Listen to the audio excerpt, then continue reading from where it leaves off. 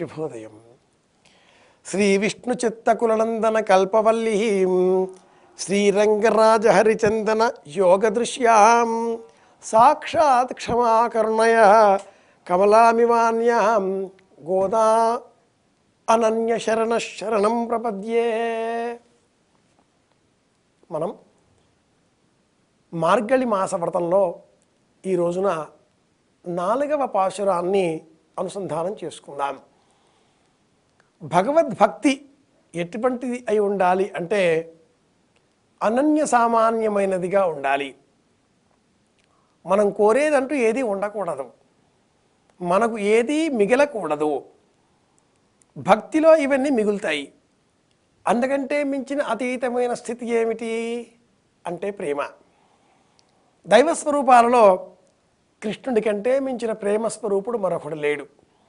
అందుకే కృష్ణుడి చుట్టూ గోపికలు, అందుకే కృష్ణుడి చుట్టూ గోపాలకులు, అందుకే కృష్ణుడి చుట్టూ గోవులు. గోగోప గోపి జనమధ్య సంస్థే గోపం భజే గోకుల పూర్ణచంద్రం అంటాడు మనకు కృష్ణకర్ణావృత మహాకవి. అటువంటి కృష్ణుని పైన అనన్య సామాన్యమైనటువంటి ప్రేమతో గోపికలంతా కూడా చేరి అభిముఖ్య దశలో ఈ 4వ పాశురంలో ఏం చెబుతారో, గోదాదేవి ఏ భావనను వివరిస్తున్నదో తెలుసుకుందాం. అలై మళై కన్నా ఒండ్రు నీకై కరవేల్ అలియుల్ పుక్కు ముగందు కొడార్తేరి అని ప్రారంభమయ్యేటటువంటి ఈ 4వ పాశురంలో కృష్ణుడి అంటే కూడా కన్నా కృష్ణ భక్తుల ప్రభావం చాలా గొప్పది. సకల దేవతలు కూడా కృష్ణ భక్తులకు సేవలు చేద్దాం అనే తాపత్రయంలో ఉంటారట. పైగా జీవులకు సంబంధించి భగవంతుడికి సంబంధించి ఉండేటటువంటి జ్ఞానంలో ఈ కృష్ణ భక్తులంతా కూడా తన్మయత్వ స్థితిలో ఉండి కృష్ణుడే నేను, నేనే కృష్ణుడు అన్నట్లుగా అభేద స్థితిని పొందుతారు. ఇటువంటి అభేద స్థితి ఇంకా వేరే ఏ దేవతారాధనలో కూడా మనం గమనించలేం. ఈ స్థితి అందరూ కోరవలసిందే. అటువంటి పరిస్థితులలో భగవద్భక్తులతో విశేషంగా ఉండేటటువంటి కృష్ణ భక్తులంతా కూడా ఈ మార్గశీర్ష మాస వ్రతం చేద్దాం అనే ఉద్దేశ్యంతో స్నానం చేసే నిమిత్తమై వీరికి కావలసినటువంటి నీటిని అందజేయడం కోసం వరుణదేవుడు సాక్షాత్తు దిగి వచ్చాడు. ఆ వరుణదేవుడు ఏ విధంగా వర్షాన్ని కురిపించాలో ఈ పాశురంలో అమ్మ జ్ఞాపకం చేస్తుంది.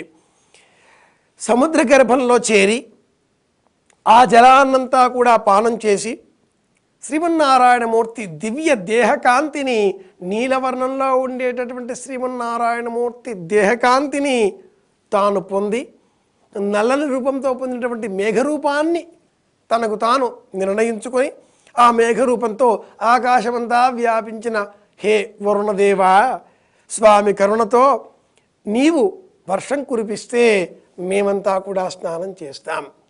నీవు కురిపించేటటువంటి ఆ వర్షం అందుకంటే ముందు నీవు ఉరుమే ఉరుము శ్రీమన్నారాయణమూర్తి చేతిలో ఉండేటటువంటి పాంచజన్యంతో వచ్చే శబ్దంలాగా వినపడాలి.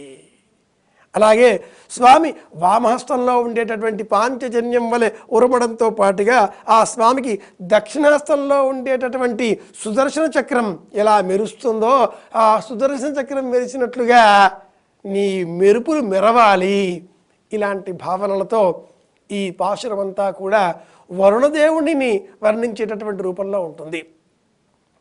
భగవంతుడిని మనం ఆరాధించాలి అంటే అందుకు ముందు శరీరాన్ని శుభ్రం చేసుకోవాలి, స్నానం చెయ్యాలి. ఈ స్నానం బాహ్యమైనది, నీటిని వినియోగించి చేసేది. ఆంతరంగికమైనది, మనస్సును వినియోగించి చేసేటటువంటి ధ్యానంతో కూడుకుని ఉంటుంది. ఆ పద్మనాభుడిని, శ్రీమన్నారాయణమూర్తిని, కృష్ణ పరమాత్ముడిని లీలాతుంగస్తనగిరితటే సుప్తముద్బోధ్య కృష్ణం నిద్రించేటటువంటి స్వామిని ఆయన నిద్రిస్తాడా? మన ఊహ కాకపోతే, మన కల్పన కాకపోతే నటిస్తున్నాడాయే? ఆయన జగన్నాటక సూత్రధారి కదా. కనుక ఆ స్వామిని మనస్సుతో మనం స్నానం చేయడం ఎలాగా అంటే ఆ స్వామి నామాన్ని ధ్యానం చేయడమే అంటూ అలిపోడు మిన్నే బలంబరిపోల్ నిరందు అంటూ వాళ ఉలగిలల్ పెదివాయ్ నాంగుక్కుళం వలంబురి. స్వామిని మనం ధ్యానం చేయాలి. ఈ ధ్యానం కూడా ఎలా ఉండాలి అంటే ప్రేమతో.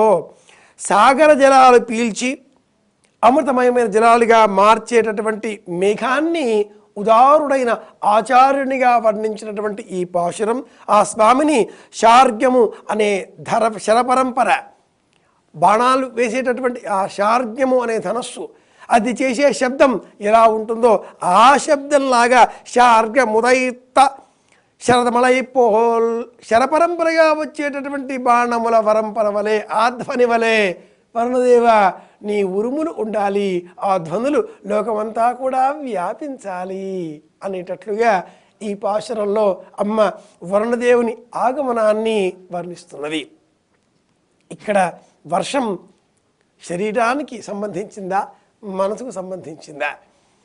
ధ్యానం మనసుతో చేస్తున్నాం, మరి శరీరంతో ముద్రలు, కన్నులతో దర్శనం, చెవులతో వినడం, చర్మంతో స్వామి నామాలను ఇక్కడ ధరింపజేసుకొని రోమాంచితమైన దేహంతో, నిక్కపడుచుకున్న ఈ దేహంతో స్వామిని దర్శించాలి అనే తహతహ ప్రదర్శించడం. మనలో ఉండేటటువంటి సర్వేంద్రియాలు కూడా 5 కర్మేంద్రియములు, 5 జ్ఞానేంద్రియములు. ఈ ఐదింటిని మొదటి 5 పాశురములలో అభిముఖ్య దశగా స్వామివారి వైపు మరల్పుచుకోవాలి అంటుంది అమ్మ.